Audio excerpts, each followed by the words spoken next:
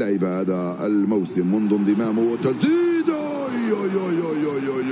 أول كرة صعبة من وخوسيلو الذي لم نشاهده تماما في الشوط الأول، ولم تصله كرات ولم يلتحق، ولكن بالفوز على برشلونة، ثم اليوم أمام ريال سوسيداد متفوق، ثم يواجه البايرن الثلاثاء المقبل في لقاء الذهاب. جولير والدفاع، ثم يواصل المشوار بال والهربة من هنا عن طريق بارينيتشيا ويارا صبال والعودة من إبراهيم دياز. تلعب الكرة من هنالك على الجهة اليمنى مع جونير وكارفاخال.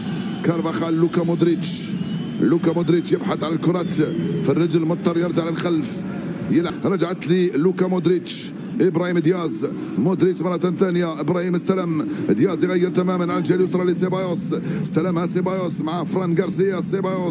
سيبايوس ممتازة الكرة لوكا وسيبايوس خطيرة، دفاع يتدخل ويخرجها ولوكا يلحقها مرة ثانية. مودريتش يغطي كورته الكرواتي،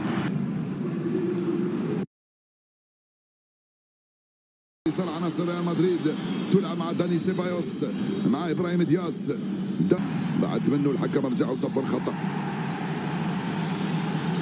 الضغط رح يزيد على حكم المباراة ما دام انه ريال سوسيداد لم يعدل بعد.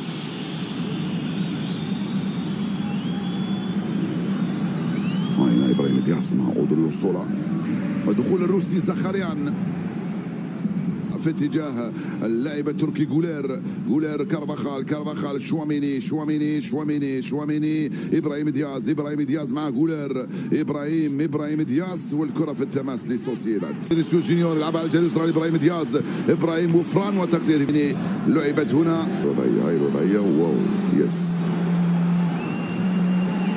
هاي التسلل واضحة هنا من أويارا صبال ريال سوسيداد. صبال تغطية من إيدير ميليتاو، ينزل الكرة بعيدة للأمام، سوبيل ديا تفوق، راحت لفينيسيوس جونيور فينيسيوس